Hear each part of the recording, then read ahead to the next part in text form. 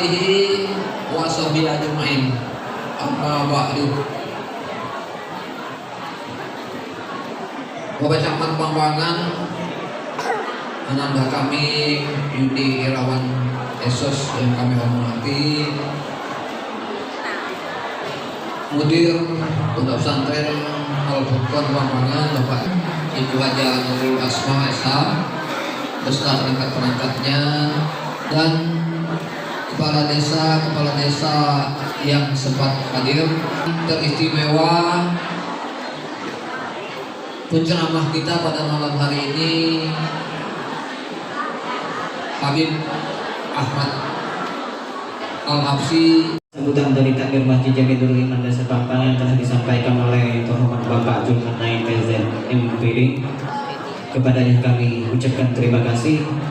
Acara selanjutnya yang kita tunggu-tunggu, yang kita nantikan, mau'idhah hasanah, ceramah agama sekaligus donasi wakaf Al-Quran dan doa yang insya Allah akan disampaikan oleh Al-Mukarram Habib Ahmad Al-Habsyi. Kepada Al-Mukarram Habib Ahmad Al-Habsyi kami haturkan dengan segala hormat. Mohon berkenan ya Habib. Bismillahirrahmanirrahim. Assalamualaikum warahmatullahi wabarakatuh.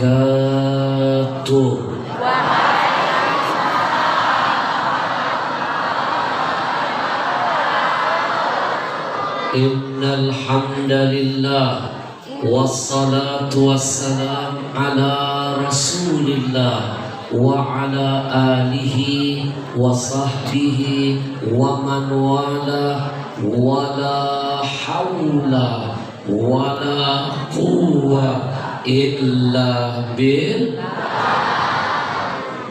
Yang saya muliakan segenap para alim ulama, para kiai, para ustadz, bil khusus pimpinan pondok. Mohon maaf kalau saya tidak bisa memuliakan satu persatu. Percayalah, di hati saya ada rasa cinta, hormat untuk semuanya. Hadir bersama kita Kiai Haji Muhammad Khairi HZBA. Kita doakan dulu semua ulama-ulama kita yang masih hidup. Mudah-mudahan Allah sehatkan badannya, Allah panjangkan umurnya, Allah kuatkan imannya, Allah jaga semangat istiqamahnya, Allah lindungi para ulama kita dari berbagai macam fitnah dunia. Amin. Malam ini saya titipkan dulu ilmu pertama untuk semuanya.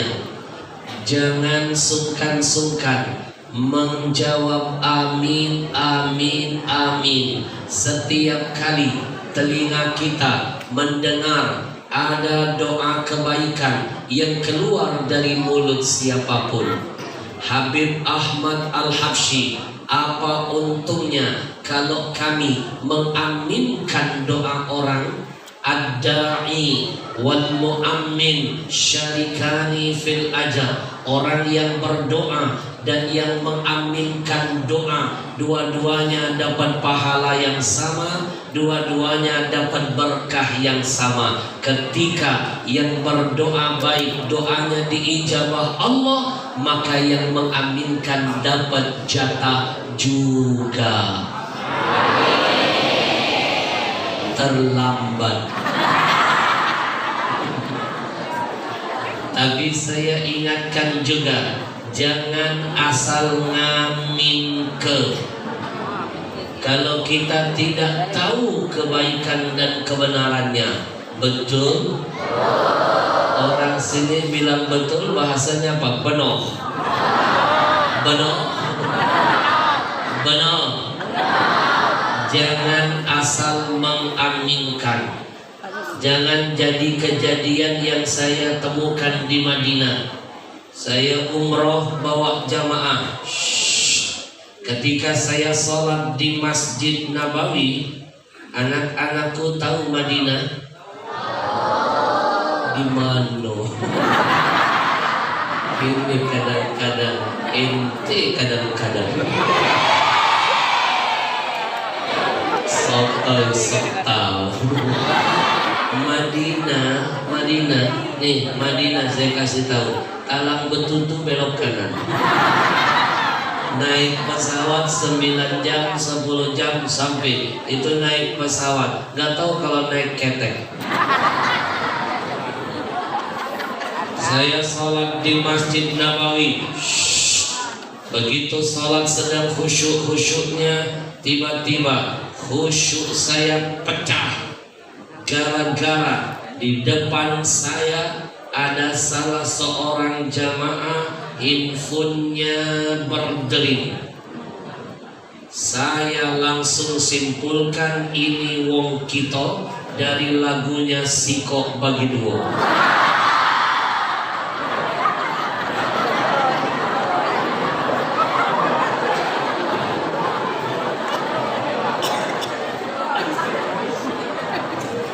Selesai sholat, niat saya ingin merapat sekaligus menasehati dia. Man ahabba nasaha. Anak-anakku, siapa yang mencintaimu, maka dia akan menasehatimu. Kalau kamu berada di sekolah, kamu berbuat salah, tapi gurumu diam, tidak menasehati, berarti itu bukan guru yang baik bagimu. Saya ingin mendekat, ingin menasehati. Belum sampai saya ke dia, dia lebih dulu dimarah-marahin oleh petugas bawaba, petugas keamanan Masjidil Haram. Karena di setiap pintu-pintu masjid ada petugasnya. Tapi petugas di sana tidak sama dengan petugas di sini. Kalau di sini petugas pakai baju petugas, di sana pakai jubah putih, serban merah, eagle hitam, nampak seperti ulama besar, padahal sapam. Datang petugas ini langsung memarahi orang ini pakai bahasa Arab. Inta ma ta'rif qanun hina lima tudfi jawal haqqam. Inta ma tastahi rabbak. Inta ta'rif min quddamak. Dia lihat bahasa Arabnya fasih, penampilan kayak ulama, dia langsung angkat tangan. Amin. Amin. Orang marah malah diaminkan. Makin marah tuh Arab, keluar sumpah merapahnya, makin kencang emosinya. Inta mafimu, syif halak inta, syif halak. Dia lihat makin semangat, dia pun makin semangat. Amin. Akhirnya orang Arab tadi mengalah. Jangan-jangan di hatinya dia berkata, kurang secantik model. Dia tinggalkan orang itu, tapi bertambah lagi kebodohannya. Begitu petugas Arab sudah pergi, dia pakai berkata Al-Fatihah. Bapak Ibu yang saya muliakan, sekali lagi jangan malas-malas doakan para ulama kita, mudah-mudahan selalu dipanjangkan umurnya, amin. Setelah corona datang ke Indonesia, lebih dari 1.000 ulama meninggal dunia. Lebih dari 1.000 ulama satu persatu wafat meninggalkan kita. Saya kehilangan sahabat saya Syekh Ali Jabir. Saya kehilangan Ustadz Tengku Zulkarnain. Saya kehilangan Habib Naufal Al-Kab, Habib Tahir Al-Kab. Saya kehilangan sahabat saya, ulama besar dari Madura, Profesor Dr. Imam Mawardi, dan masih banyak ulama-ulama lainnya yang tidak bisa saya sebut satu persatu. Jangan anggap ini hanya kebetulan. Ini ini adalah peringatan dari Nabi bahwa jangan-jangan kiamat sudah dekat. Karena di antara tanda-tanda kiamat sudah dekat, inna min asyratis sa'ah, kata Nabi, tanda-tanda kiamat sudah dekat, ayyurfa'al ilm wa yudharal jahal. Allah angkat ilmu, Allah tambahkan orang-orang bodoh. Dengan cara apa ilmu diangkat? Dengan diwafatkan para ulamanya. Benar? Benar?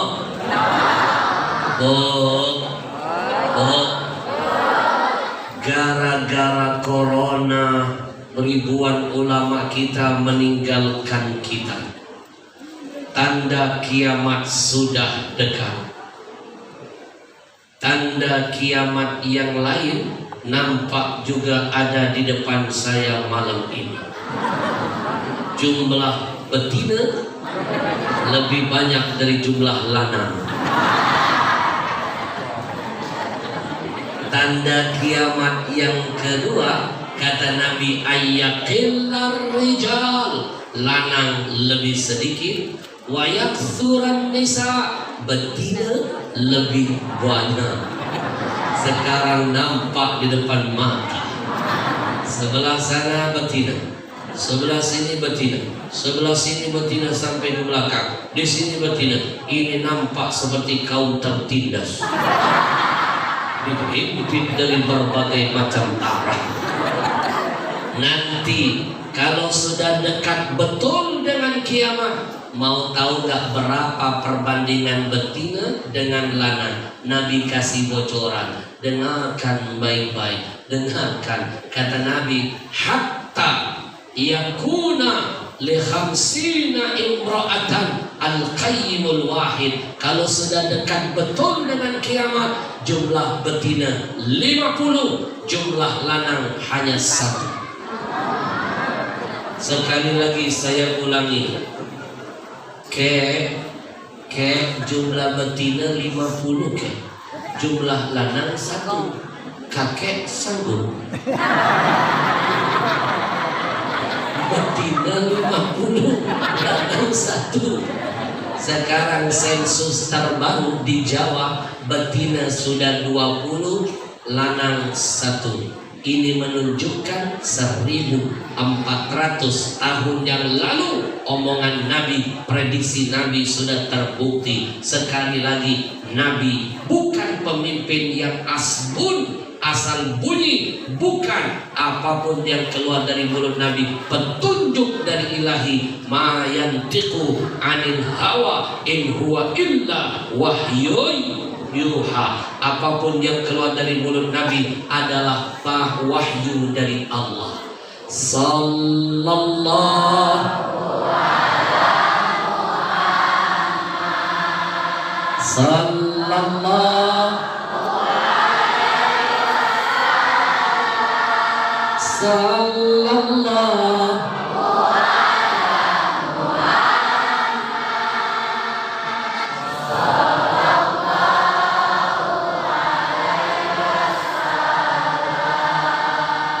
apapun yang disebut, apapun yang dilakukan, apapun yang disunahkan Nabi, sekarang terbukti manfaatnya. Saya kasih contoh, anak-anak, gara-gara corona, saya insya Allah akan menyelesaikan tulisan buku saya yang kesekian. Judul bukunya akan mengkekerkan Indonesia. Judulnya Antara Covid dan Stupid.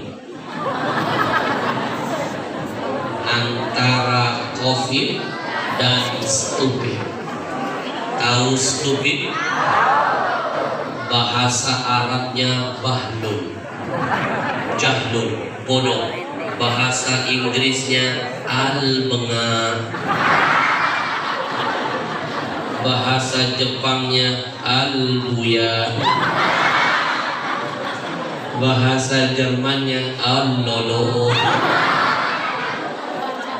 Ada stupid dalam COVID. Nanti saya akan kupas setajam silet. Saya pastikan gara-gara COVID tidak sedikit kaum muslimin jadi stupid. Sibuk mikirin imun tapi iman dilupakan. Stupid. Benar? Imun tidak dibawa mati, iman yang menemani. Betul?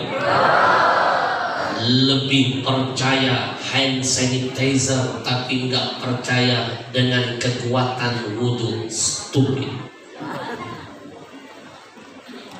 Kita nggak jelas kehalalan hand sanitizer, tapi wudhu segala-galanya, manfaatnya luar biasa.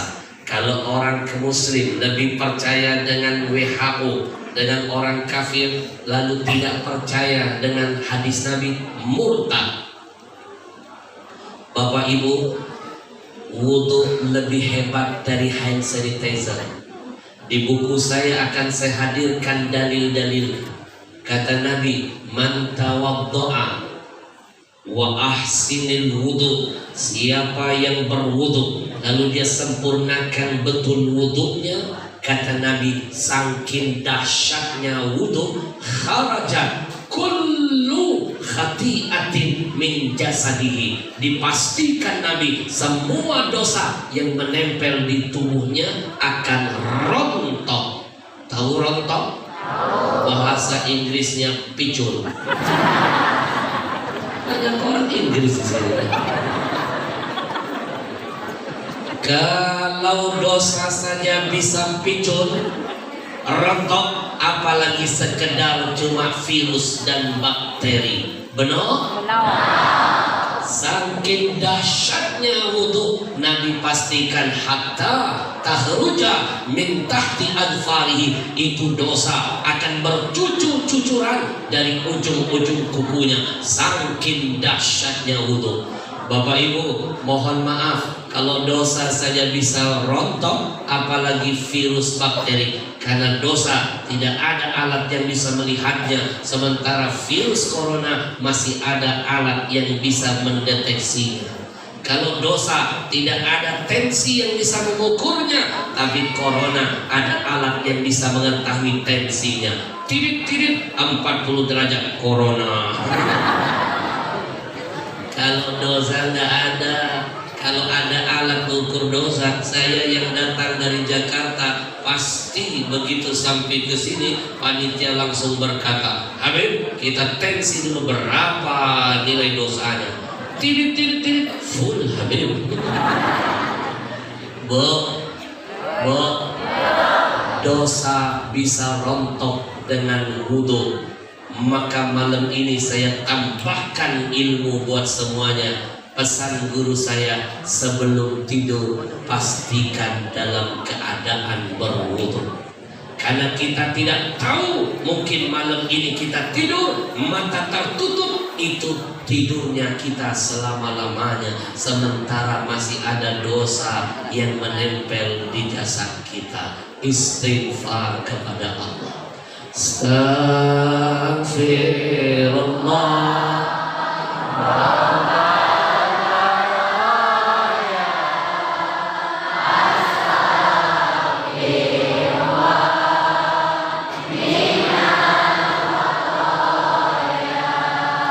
Bu, kita bangun tidur ada kotoran di mata, belek, lihat pasangan malu, lihat keluarga mantu mertua malu.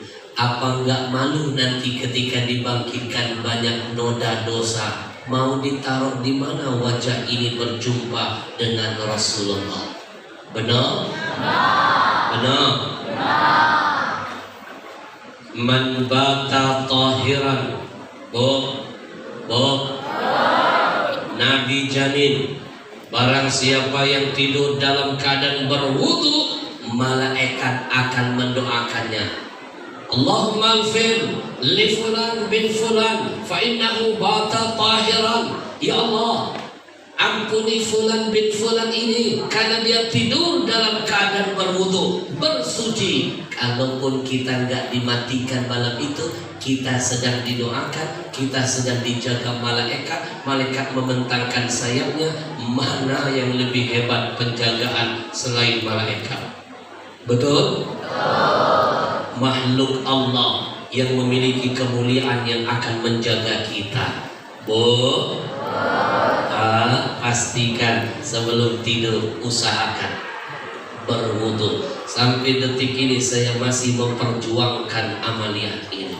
Sekuat tenaga saya berusaha sebelum tidur berwudu. Kalau seandainya malam itu saya dicabut nyawa, saya sudah merasa lega, dosa sudah dirontokkan, ketemu Rasul dalam keadaan suci. Kalaupun tidak diwafatkan, hal itu saya sudah dijaga Allah lewat makhluknya yang bernama malaikat. Sepanjang malam malaikat memohon ampun dari Allah buat saya. Alhamdulillah. Sallallahu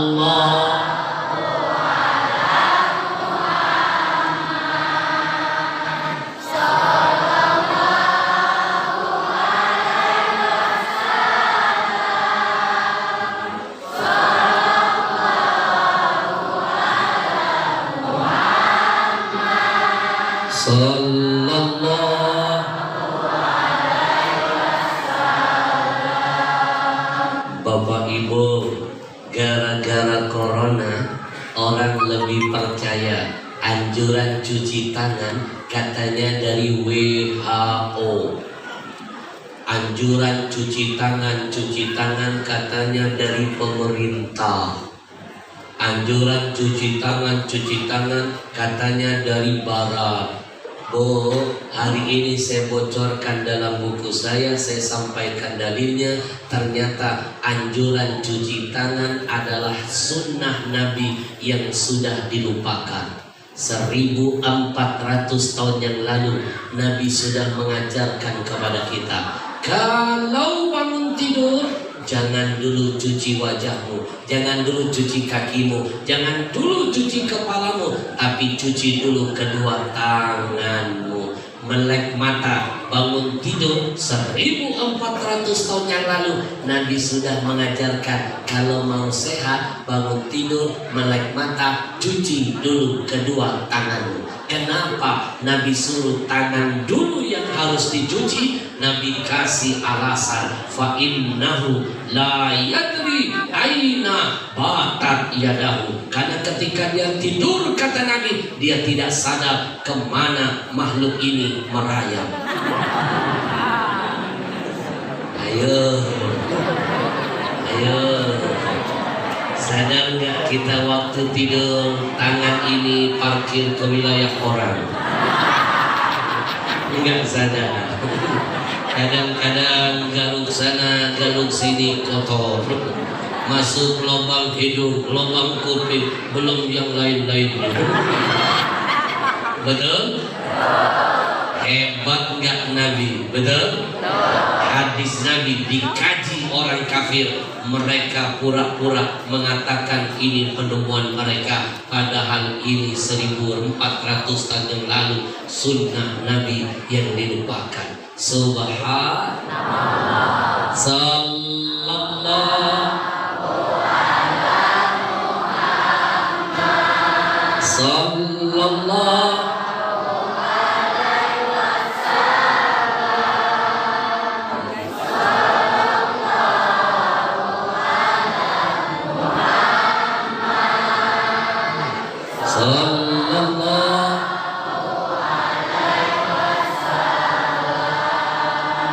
singkat padat.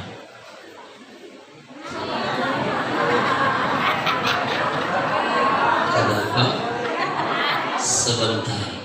Kenapa ya setiap kali saya baru mulai ceramah, lihat jam tangan, mama marah. Padahal ini jam saya. Saya mau tanya dulu dengan Pak Camat Pampangan, apakah di kecamatan ini penceramah nggak boleh lihat jam tangan? Boleh. Kalau ada penceramah siapapun dia baru mulai ceramah suka lihat jam tangannya, jangan marah. Itu hanya teknik ceramah saja. Sebenarnya dia lagi mikir. Habis ini nak ngomong apa?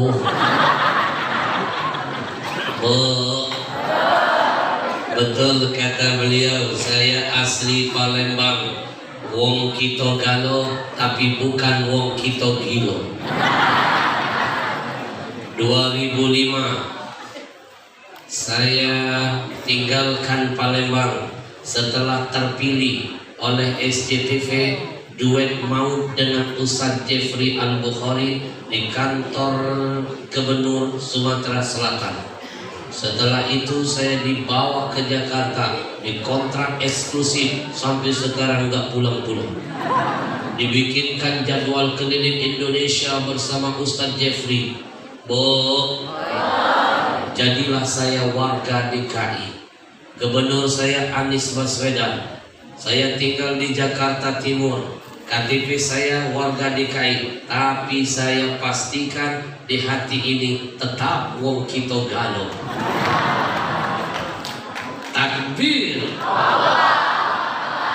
Saya bangga jadi orang Palembang. Hubbul watan minal iman. Cinta tanah kelahiran sebagian dari iman. Bapak Ibu, memperingati Maulid Nabi bukan bicara tentang hari lahir saja, tapi bicara tentang semua hal ihwal yang ada hubungan dengan Nabi. Betul?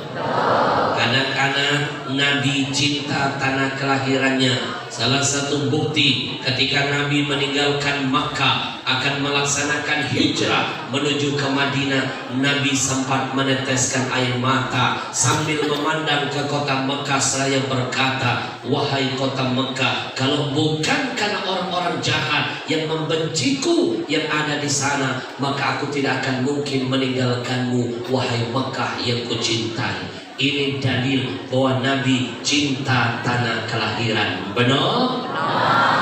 Dimanapun saya berpijak, saya tetap bangga kalau ditanya dari mana, saya akan katakan wong Kito Galo. Saya diundang tausiah resmi Sultan Bulkiah, acara pernikahan keponakannya di istana kerajaannya yang super mewah. Saya ditanya, Habib Al-Habsyi dari mana? Saya dari Palembang. Saya diundang resmi orang nomor 1 di Malaysia waktu itu, Perdana Menterinya Najib Razak. Saya ditanya, Habib dari mana? Wong Palembang. Saya diundang resmi Singapura, Jordan, Palestina, Saudi Arabia, Mesir. Saya diundang tausiah ke Hong Kong, Taiwan, Korea Selatan. Tahu Hong Kong? Laju dan kanan. Hong Kong itu.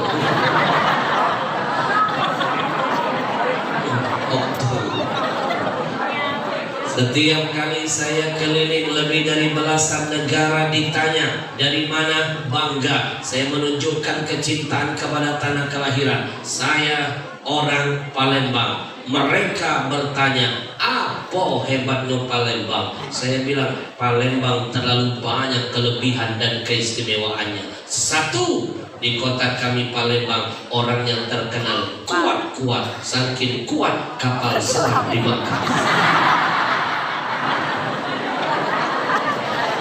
Benar.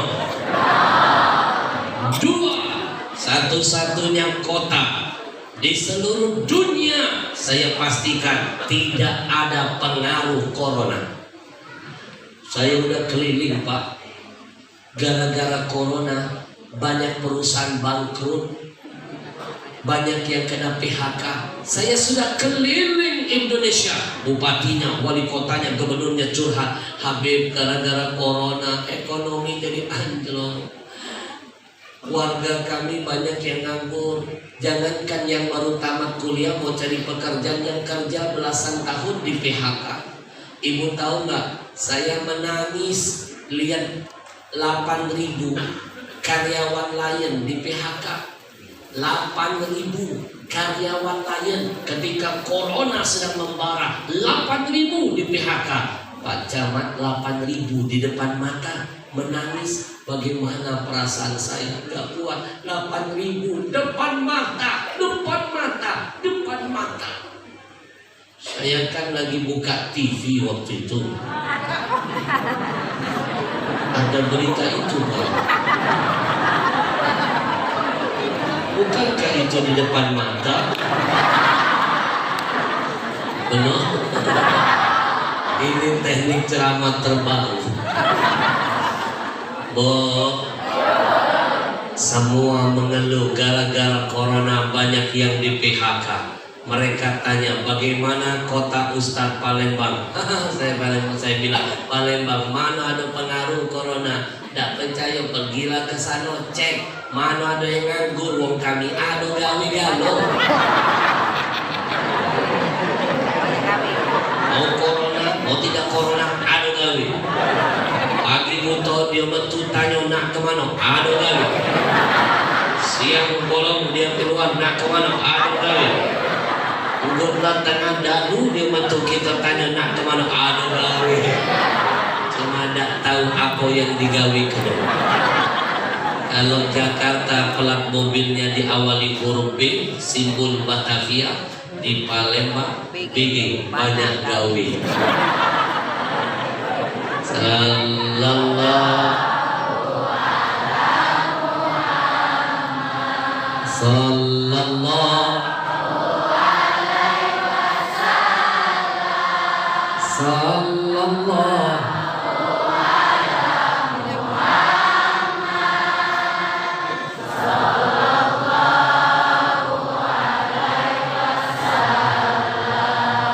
Saya bangga jadi orang Palembang.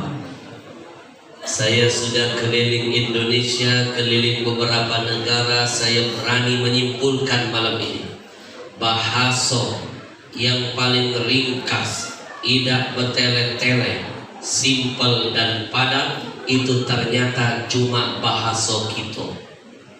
Ini nak menunjukkan nenek moyang kita dulu punya sifat simpel, dak galak bertele-tele, galak payu, dak galak dewa.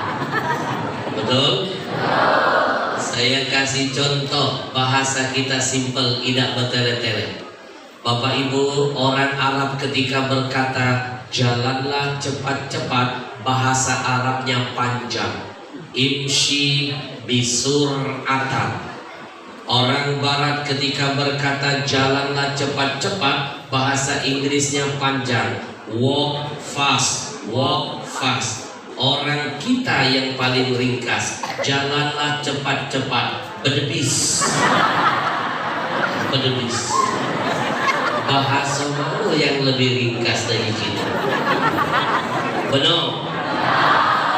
Orang Arab ketika akan berkata saya kaget, bahasa Arabnya ribet, ana, ata, anja. Orang Barat ketika berkata saya kaget, I feel surprised. Wong kita tulah paling ringkas, tidak bertele-tele. Saya kaget, berdesau, berdesau. Orang Arab ketika akan berkata saya akan pukul kamu, bahasa Arabnya panjang, ana sa'adribuka, ana sa'adribuka. Kepanjangan, wong yang nak kita cetu ke lagi. Orang Barat ketika akan berkata saya akan pukul kamu, masih panjang, I will hit you. Wong kita tulah paling ringkas, tidak bertele-tele. Saya akan pukul kamu, berdempang, berdempang, berdebis, berdesal, berdempang. Alhamdulillah.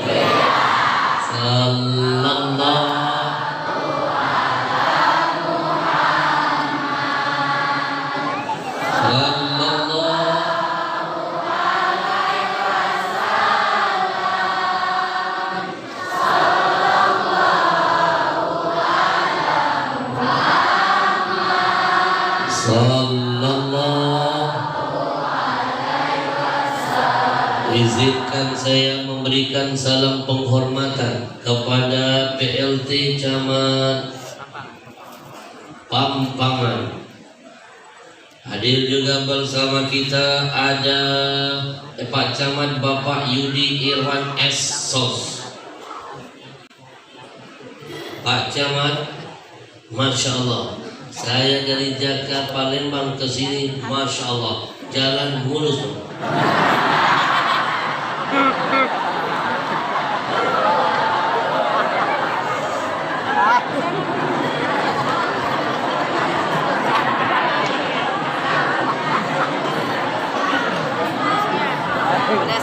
Titip salam buat Bupati, Pak. Bu, hampir patah pinggang.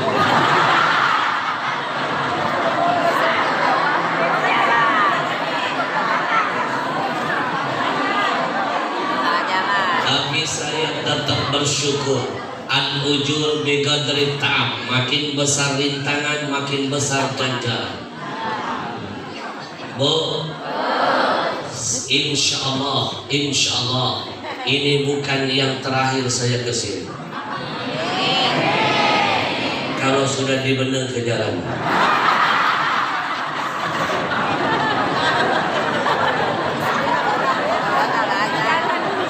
Izinkan saya memberikan salam penghormatan kepada Kades Pampangan. Oh, seorang ibu. Mana? Ibu Haja Nurul Azma SH. Masya Allah. Jangan sekali-kali meremehkan kekuatan wanita. Pak Camat, saya tersinggung kalau ada yang mengatakan wanita itu makhluk lemah tahu. Ini ngomong tidak pakai dalil. Siapa bilang wanita makhluk lemah? Mereka ini makhluk kuat. Mereka bisa bikin kita lemas.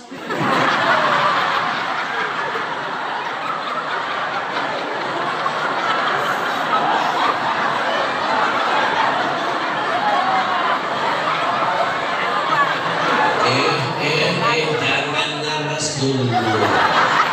Saya belum selesai.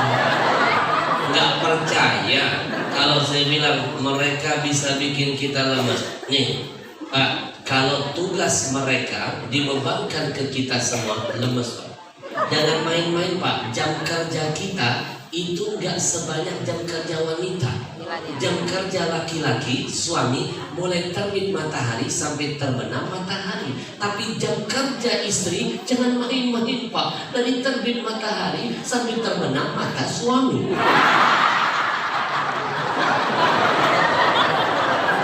Benar. Kalau suami belum tutup mata, macam-macam tugas. Mama, gorengkan mie, kerja. Mama, bikinkan kopi, kerja. Makin tengah dalu, Mama, kerjain. Belum. Bu, siapa yang sanggup, lelaki mana yang sanggup melek mata, nyuci, ngepel, masak, belum? Gosok, mandi anak, pergi ke pasar. Jangan main-main. Ini baru tugas yang luar. Belum hamil, mengandung, melahirkan. Saya pastikan ini tidak akan ada lelaki kuat manapun yang bisa menggantikannya. Takbir. Belum tahu mereka. Perjuangan ibu-ibu mengandung begitu berat, apalagi melahirkan, nyawa jadi taruhan. Oh, nggak usahkah mereka coba-coba melahirkan, suruh mereka latihan hamil saja, nggak bakal kuat, lemas. Bapak-bapak jangan main-main loh. Istri ini kalau sedang mengandung, makin hari makin besar, makin berat, makin berat. Bahasa Al-Quran, wahnan ala wahmin. Betul? Istri saya pernah mengandung lebih di atas 3 kilo, hampir 4 kilo. 9 bulan dibawa kemana-mana. Mana pernah ditaruh-taruh? 4 kilo dibawa. Coba cur, suami mana yang paling kuat di sini? Nggak usah 9 bulan, 9 hari saja. Ibu cari buah kelapa yang kira-kira beratnya 2 kilo saja, ikat di perut suaminya. Suruh dia bertatang bertenteng banget. Saya pastikan gak nyampe 9 bulan, 9 hari stres. Betul? Jadi siapa bilang wanita makhluk lemah? Jangan main-main. Kalau wanita makhluk lemah, mana mungkin ada pesan dalam agama seperti ini. An-nisa imadul bilad. Wanita itu laksana tiang negara. Kalau baik wanitanya, baiklah negaranya. Kalau jelek wanitanya, hancurlah yang namanya negara. Bapak Ibu, wanita digambarkan tiang. Maaf, yang namanya tiang melambangkan apa? Kekokohan, kekuatan. Kalau tiang tidak kuat, mana mungkin atap bisa berada di atas. Coba lihat. Bu, ini tiang. Di atas ada genteng. Mana mungkin genteng bisa kokoh berada di atas kalau bukan karena tiang. Jadi mana mungkin bapak-bapak bisa di atas? Salah lagi saya. Maksud saya, mana mungkin suami berada di atas karirnya kalau bukan karena peran jihad wanita soleha di belakangnya. Takbir! Silakan buka sejarah. Salah satu kunci sukses Nabi dalam berdakwah merubah peradaban, kan ada sosok wanita tangguh yang bernama Sayyidatuna Khadijatul Kubra. Benar? Maka jangan remehkan kekuatan wanita. Sallallahu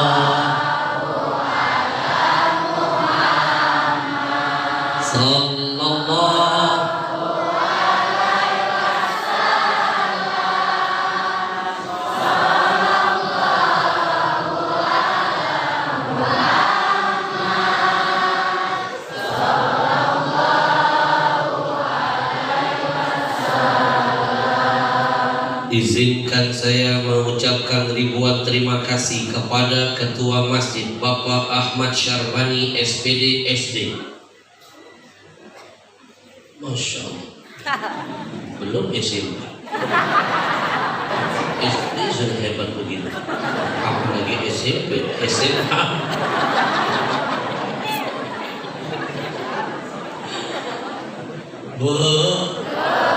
Siapapun malam ini menjadi wasilah perjumpaan kita, yang mengizinkan, yang memfasilitasi, yang ikut menciarkan dan memeriahkan, termasuk Bapak Ibu semuanya, anak-anakku tercinta, kita minta kepada Allah agar setiap kedip mata, hembusan napas, tetesan keringat, langkah kaki kita semua malam ini dicatat nilainya nanti jihad di hadapan Allah. Amin ya Rabbal.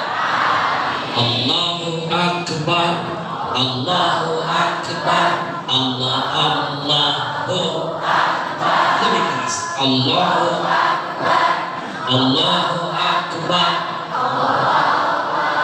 Sekali lagi.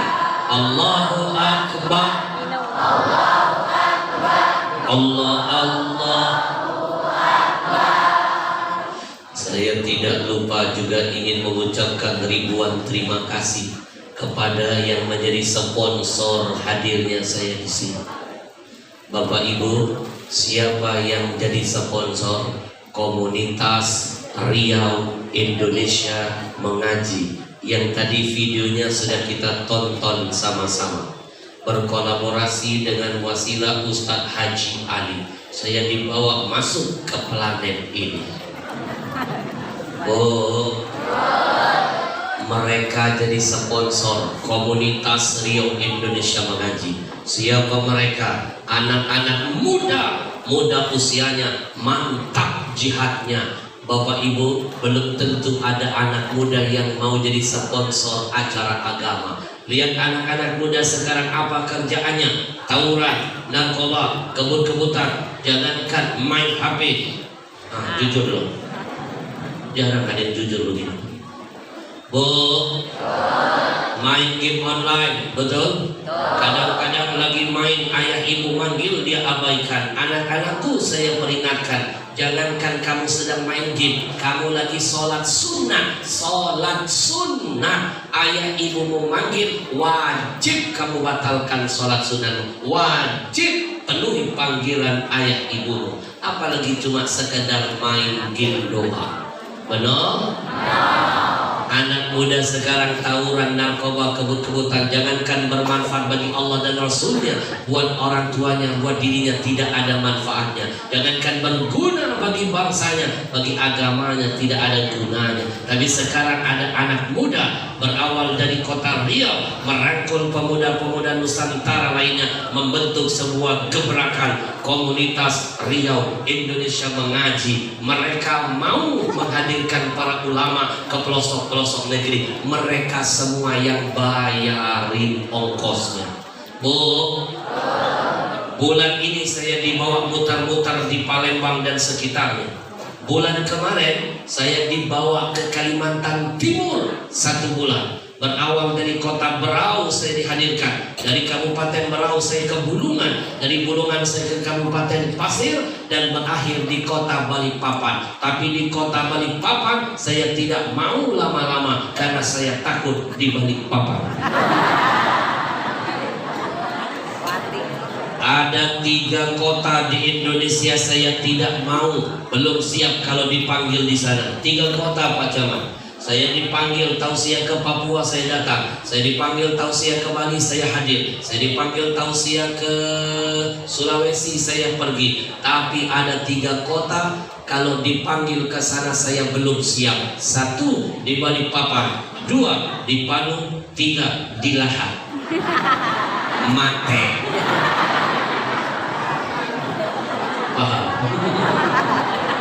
Betul. Saya dibawa komunitas ini keliling Indonesia. Jadwal saya full dari awal corona sampai tahun depan full. Saya di Jakarta setiap bulan hanya 2 hari sampai 3 hari saja. Sisanya muter-muter safari dakwah. Di Jakarta cuma 3 hari doang. Itu cuma mau melihat apakah Monas masih ada, atau jangan-jangan sudah pindah ke Kalimantan sana. Saya dibawa mereka kadang-kadang masuk kampung, keluar kampung. Saya merasa jadi orang kampung. Kadang-kadang saya dibawa mereka masuk desa, keluar desa. Saya merasa jadi orang desa. Kadang-kadang pernah waktu itu saya dibawa mereka masuk hutan, keluar hutan. Saya merasa... Siapa yang bilang orang hutan? Saya laporkan dengan Ferdi Sambo. Ini bisa kena pasal perbuatan tidak menyenangkan.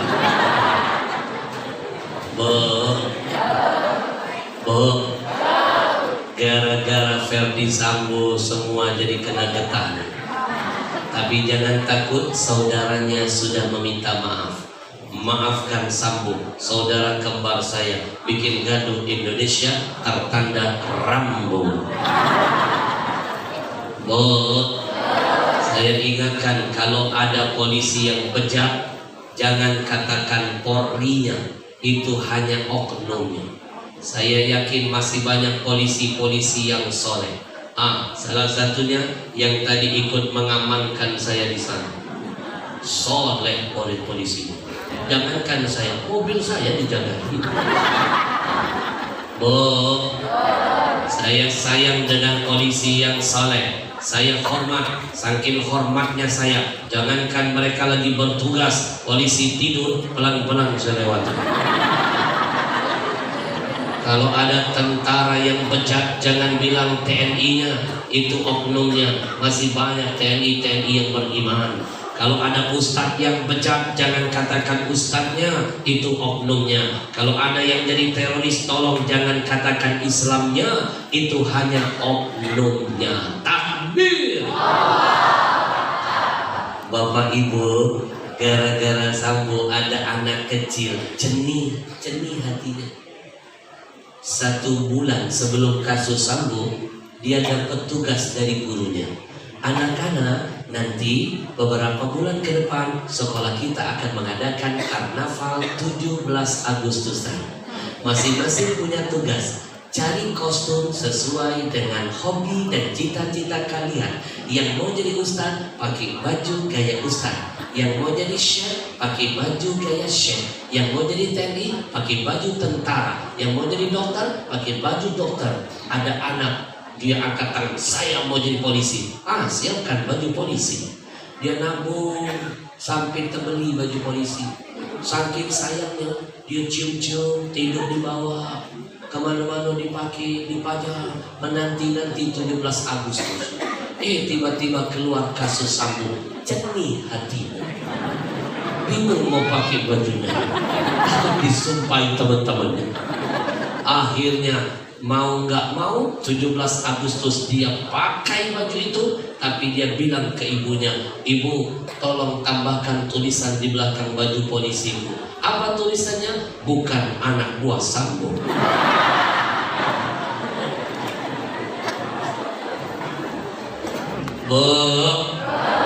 Bulan ini saya dibawa komunitas Riau Indonesia mengaji ke Palembang dan sekitarnya. Malam ini tausiah saya titik yang ke-48. Malam ini yang ke-48 saya mutar-mutar di Palembang. Bahasa Inggrisnya ngubeng-ngubeng. Yang ke-48, maka mohon maaf suaranya jadi serak. Insya Allah ada lebih dari 50 titik saya ngubeng-ngubeng di Palembang. Berakhir nanti tanggal 8 Oktober. 1 bulan saya di sini, dari tanggal 17 September, 16 September sampai 8 Oktober. Siapa yang berjasa menghadirkan saya? Komunitas Riau Indonesia mengaji. Anak-anak, tiket pesawat saya yang bayar mereka loh. Sekarang nego tiket mahal. Yang bayar tiket saya mereka, bukan des. Panitia DKM Masjid malam ini ndak usah repot-repot nak bayarin tiket pesawat saya, ndak usah. Mereka yang bayar. Kemana-mana saya keluar kota, mano pernah dewean, saya bawa gerbong.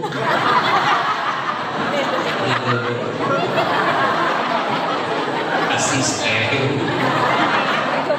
Saya kemana-mana Pak Camat, Pak Kades, Bung Kades keliling Indonesia bawa asisten. Salah satunya asisten saya yang langsing ini. Langsing apa langsung? Asisten saya ini kalau naik pesawat biayanya dihitung 2 tiket.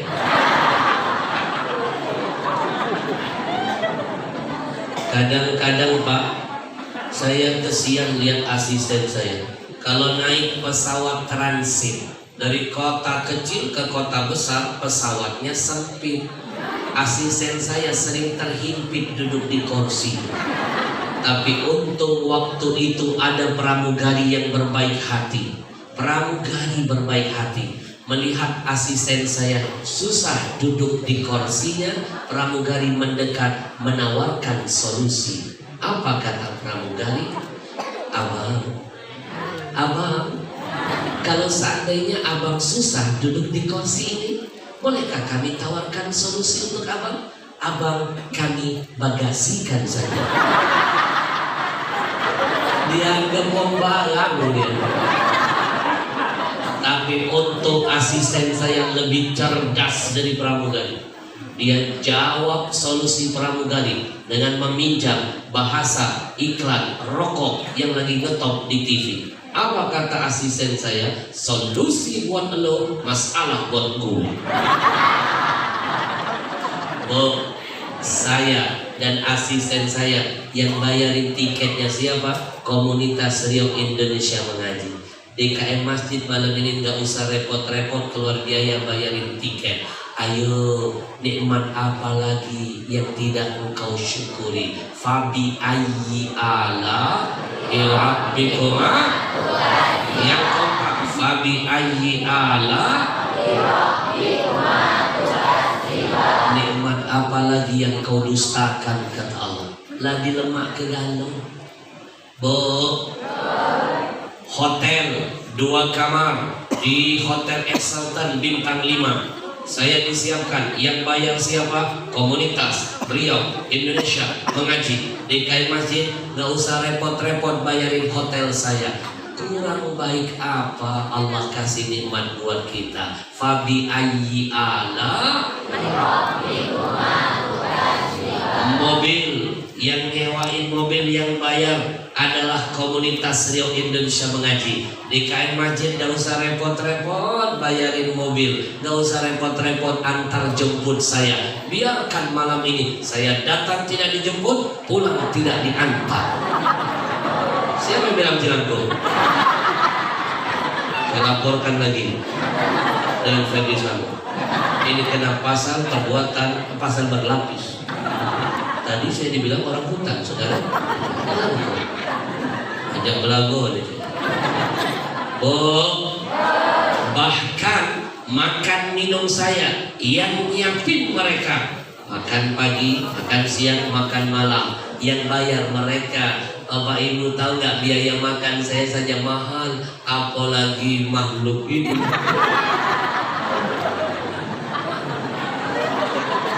Di KM Masjid gak usah repot-repot nak nyiapkan makan, gak usah repot-repot nak nyiapkan nasi minyak, gak usah nak nyiapkan durian, gak usah nak nyiapkan pempek, gak usah nak nyiapkan duku, gak usah, bungkus saja.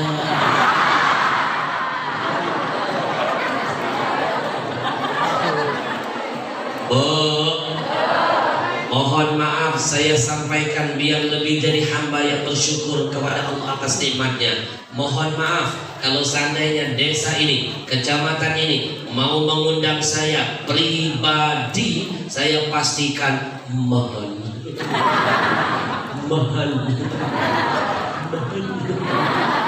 Yang mahal bukan saya Pak, ongkosnya. Belum saya tercogok di sini. Di KM Masjid harus keluar ongkos beli tiket terbang dulu ke Jakarta, main ke kantor manajemen kami, ngecek dulu jadwalnya ada atau tidak, pulang belum tentu dapat kabar pasti. Kemarin wali kota Pontianak ngirim ajudan asisten ke kantor kami Jakarta, tidak bisa ketemu saya, ketemu adik saya sedang berada di kota yang lain. Bupati Batu Licin telepon saya minta jadwal, tidak bisa. Gubernur Sumatera Selatan Herman Deni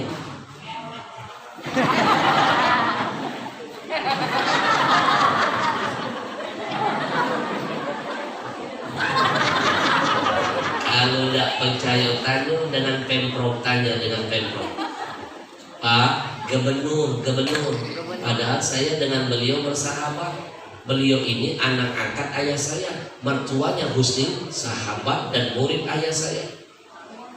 Selama ini selalu saya usahakan, tapi sekarang nggak bisa. Jangankan gubernur, menteri nggak ada peduli, matilah kena. Kemarin saya ditelepon semuanya, ajudannya, sekdanya, semuanya. Begitu banyak orang telepon, masih nggak tembus. Akhirnya pakai jalur para habaib, masih nggak tembus juga. Tadinya berharap 100 hari tahlilan putri tersayangnya almarhumah Perca di Geria Agung, saya yang ceramah. 40 hari tahlilan Ustadz Abdul Somad datang, 100 hari minta saya. Malamnya saya tausiah tahlilan, besoknya tasmiyah cucunya, 2 acara besar. Tapi karena jadwalnya nggak masuk, tetap tidak bisa. Bapak Ibu, malam ini tidak repot-repot, tidak usah ke Jakarta, tidak usah mengeluarkan biaya. Saya dihadirkan di sini oleh komunitas, bekerja sama dengan Haji Ali, berkolaborasi dengan panitia Pak Zainal, berkolaborasi, dihadirkan saya ke sini. Kurang baik apa Allah dengan kita? Betul? Mohon maaf kalau mengundang saya pribadi, mohon. Yang mahal bukan saya ongkosnya. Kalau saya Pak Camat nggak pernah saya milih-milih. Saya nggak pernah milih-milih. Saya lebih senang hadir di tengah orang-orang yang kecil, tapi saya banyak belajar pada diri Bapak Ibu punya jiwa yang besar. Daripada duduk dengan orang yang besar, tidak sedikit hatinya kerdil. Benar? Saya nggak pernah mikirin bayaran, nggak pernah. Setiap kali orang nelfon, Assalamualaikum Habib Al-Habsyi, bisakah mengisi ke desa kami? Saya langsung menjawab, Insya Allah bisa. Doakan sehat, panjang umur, ada waktu, kesempatan, saya datang. Sedikit pun saya tidak pernah mikirin bayaran. Sekali lagi, sedikit pun saya tidak pernah mikirin bayaran. Kenapa? Biarkan panitia memikirkan. Ya kan bagi-bagi tugas. Tugas saya apa? Ceramah. Tugas yang mudah mikir. Maaf panitia, jangan dianggap bercanda. Serius.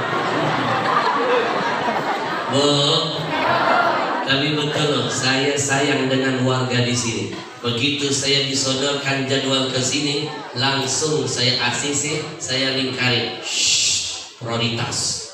Saya yakin jamaahnya banyak. Di sini banyak pecinta-pecinta agama Allah, pecinta-pecinta Rasulullah, pecinta-pecinta ulama. Ternyata membludak. Saya prioritaskan. Nih saya kasih bocoran ya. Saya kasih bocoran. Pak Camat, sebenarnya malam ini tanggal berapa? Tanggal 4 hari. Sebenarnya hari Selasa ini tanggal 4 ada acara di Istana Presiden. Tapi saya memilih masjid dan kampung ini.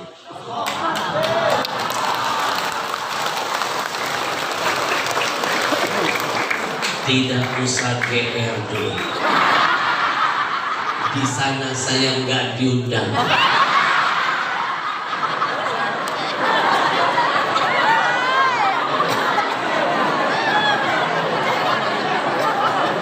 GR baru. Saya cuma nunjuk tahu yang namanya istana tiap malam ada acara. Cuma saya nggak diundang. Betul. Bu, kita doakan dulu yuk komunitas Riau Indonesia Mengaji dijaga semangat istiqomahnya.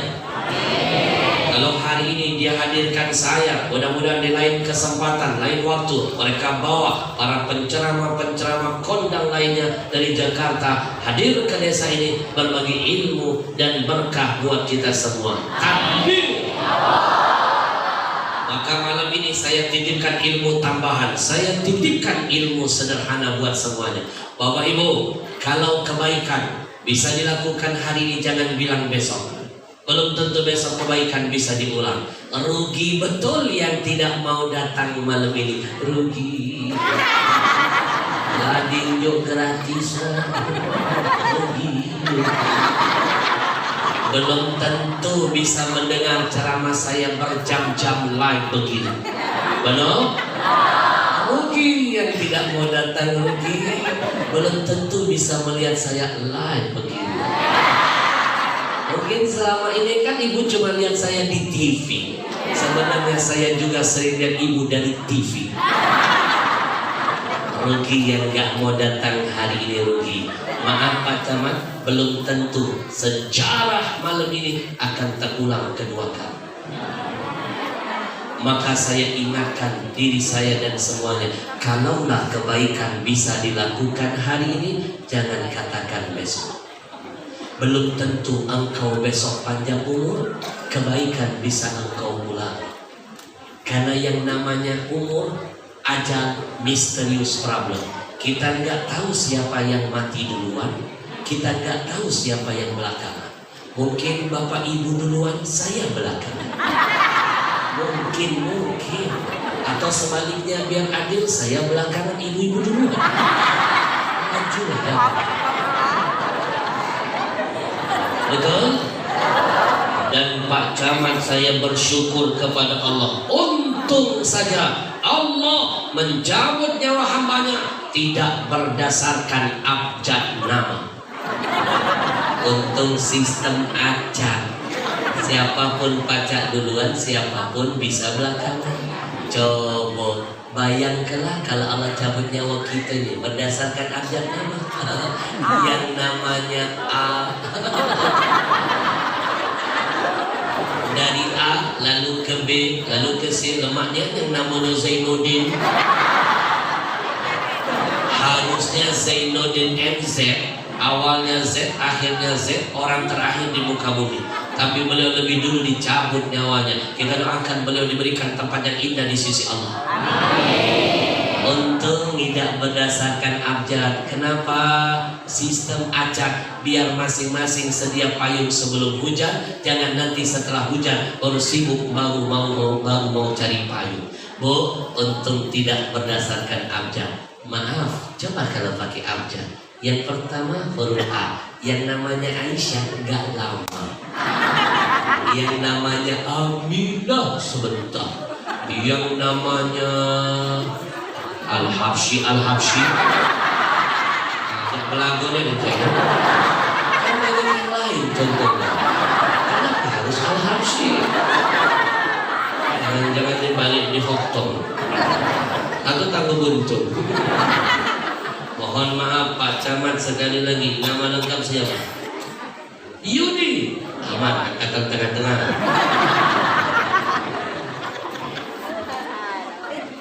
Ustaz, mohon maaf, nama siapa? Paling belakangan. Zulkarnain. Aman. Mohon maaf, nama siapa?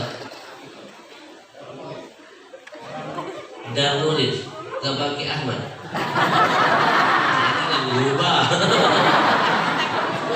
Bu, sekali lagi saya ingatkan, Bu, kullu nafsin dha'iqatul. Semua yang bernyawa pasti mati, pasti. Saya teringat pesan teman saya lewat lagu religinya Ustadz Dedi Sulaiman. Orang kaya, orang miskin, raja-raja, rakyat biasa, Pak Camat.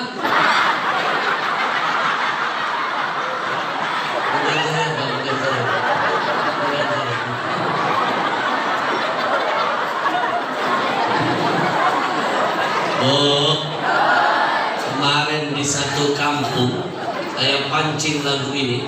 Pak Kades, semua teh mati. Ternyata yang paling kenceng bininya.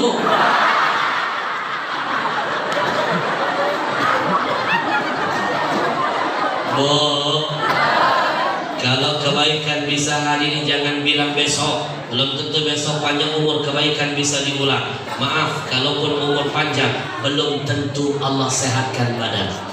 Ingat, sehat itu nikmat terbesar kedua setelah iman. Kalau sehat bisa beribadah, waktu sehat bisa bekerja, ketika sehat bisa berbuat segala-galanya. Sehat itu mahal, kita akan sadar mahalnya sehat ketika sudah sakit. Anak-anakku, berapa banyak orang yang terbaring di rumah sakit, terbaring tidak bisa ngapa-ngapain, terbaring nggak bisa apa-apa. Bahasa Inggrisnya terdedeh. Anda bisa ngapa-ngapain, terdedeh.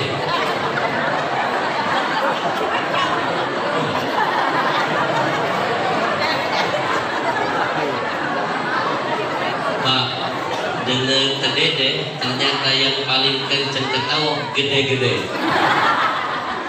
Terdedeh, mulutnya be yang ngomong Pak.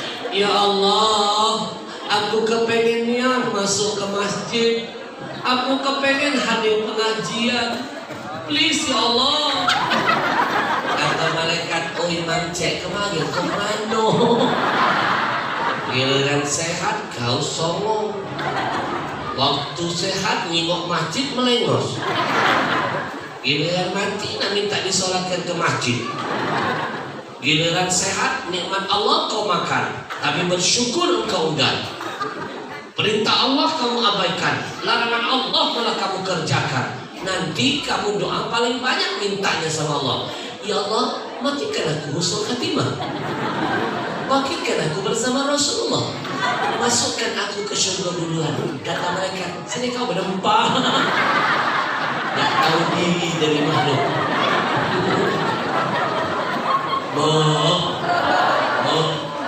Kita jadi warga negara harus tahu diri, apalagi jadi hamba. tahu diri sama Tuhan, tahu diri.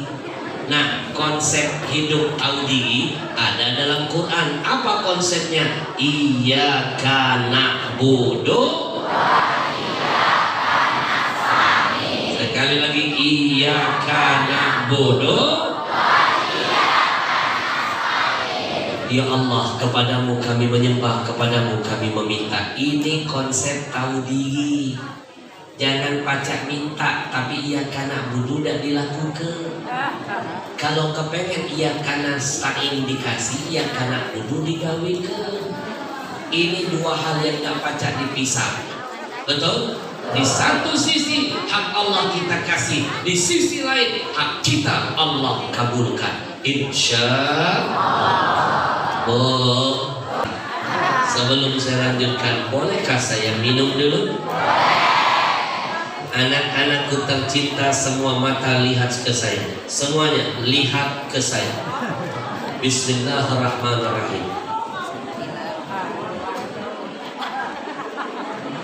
Lihat ke saya.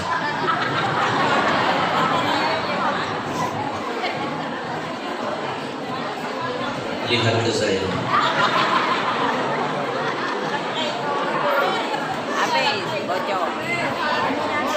Saya tahu ada yang bilang ngileri. Saya bukan ngileri, sebenarnya saya sedang menitipkan ilmu buat anak-anakku saya. Ma ini cara Nabi minum. Karena Nabi yatanafas fi syurbi salasan. Nabi kalau minum 3 kali narik nafas, 3 kali tegukan.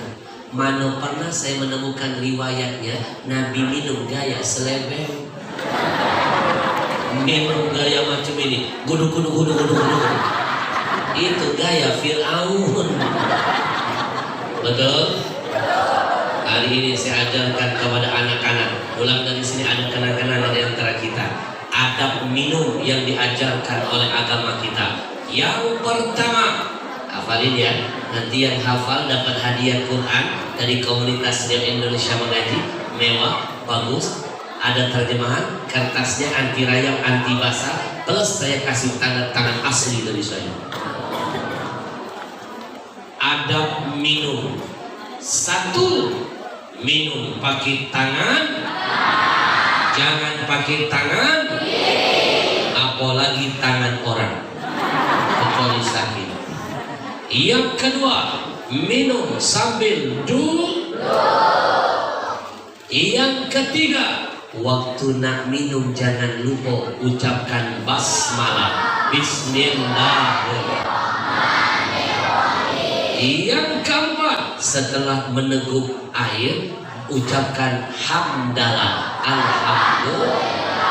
Yang kelima, tarik nafas waktu minum 3 kali, narik nafas 3 kali tegukan. Biar makin kompas. Sekali lagi, adab minum ada 5. Yang pertama, minum pakai tangan. Ini ngajarin makhluk halus. Yang kedua, minum sambil duduk. Yang ketiga, waktu minum ucapkan apa? Setelah minum ucapkan apa? Yang kelima, minum berapa kali tarik? 3 kali tegukan, 3 kali narik nafas. Pintar. Ayo, siapa yang tahu angkat tangan? Siapa yang tahu? Saya butuh. Ayo. Saya butuh 3 orang anak, angkat tangan.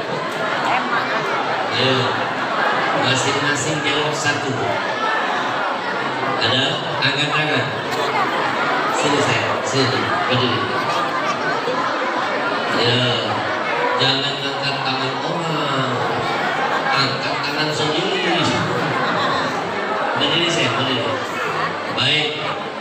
Assalamualaikum. Nama kamu siapa? Allah sayang dengan kamu, Allah yang memilihmu malam ini. Berapa? Kamu kelas berapa? 6. Nanti cita-cita besar mau jadi apa?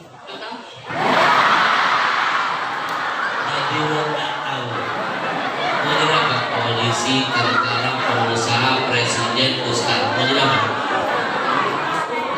Pengennya main bola atau apa? Jadi guru. Amin. Guru itu profesi pertama yang ada dilakukan manusia. Nabi Adam itu guru, gurunya malaikat. Jadi profesi pertama adalah guru. Baik, kamu dapat hadiah Quran plus tanda tangan. Ada 5 adab minum. Yang hafal yang mana? Minum pakai tangan, jangan pakai tangan kiri. Mantap, dapat hadiah.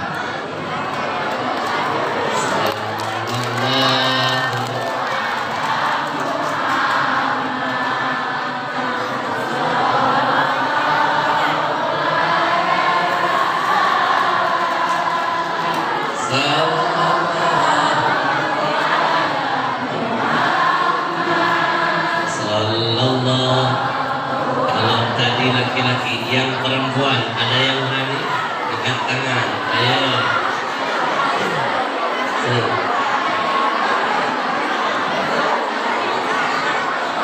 Yang perempuan ada mana? Sini.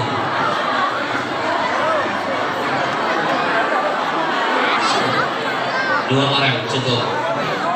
Pintar angkat tangan. Assalamualaikum. Namamu siapa? Rara. Kamu kelas berapa? 4. Tadi temanmu cita-citanya pengen jadi orang nggak tahu, tapi akhirnya diganti jadi guru. Mantap. Kamu mau jadi apa? Ustazah.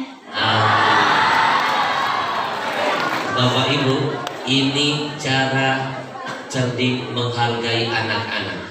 Tolong ingat, mereka ini sudah mengorbankan waktu tidur bermain. Mereka rela duduk di tengah kita. Hargai dong pengorbanan mereka. Jangan sampai mereka keluar dari acara malam ini mereka kecewa lalu berkata, "Allah, tadi itu acaranya buat orang tua doang." Tanamkan di hati mereka adalah rasa bangga berada di tengah-tengah kita.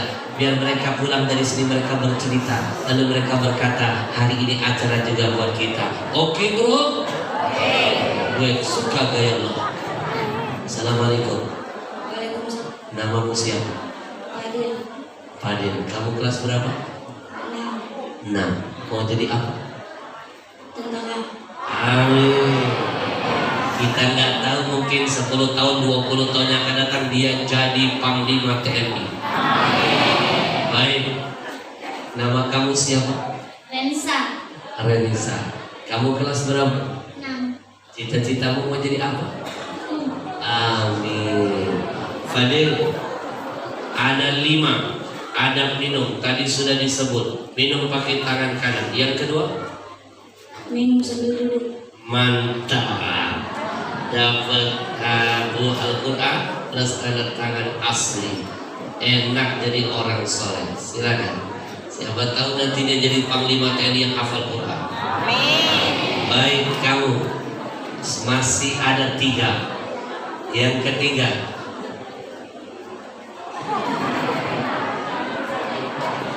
Bismillah.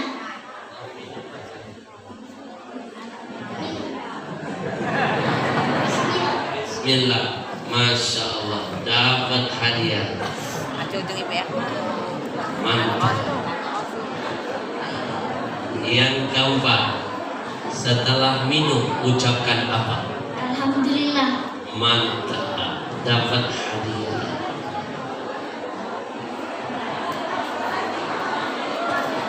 Yang terakhir, tadi dia mau aku, begitu suruh yang kelima dia lupa coba.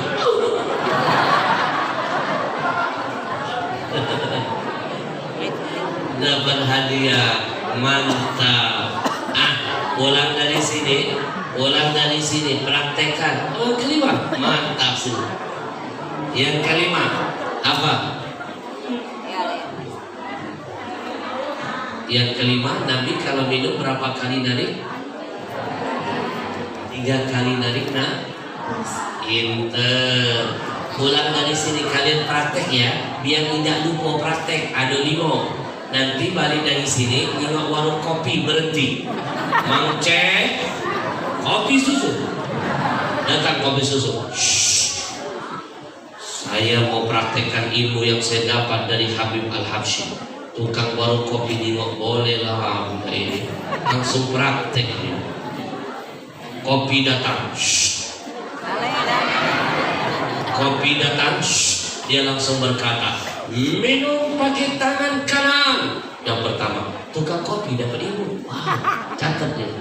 Yang kedua, minum sambil duduk. Kata tukang kopi, alhamdulillah dapat ilmu dari budak kecil. Yang ketiga, waktu nak minum ucapkan basmalah. Dicatat lagi oleh tukang kopi. Yang keempat, setelah minum baca hamdalah. Dicatat lagi oleh tukang kopi. Yang kelima, waktu minum 3 kali tegukan. Selesai kopi, dia balik. Penjual kopi teriak, oi, yang keenam bayar. Bayar. Minum gaya Nabi, balik gaya Yahudi.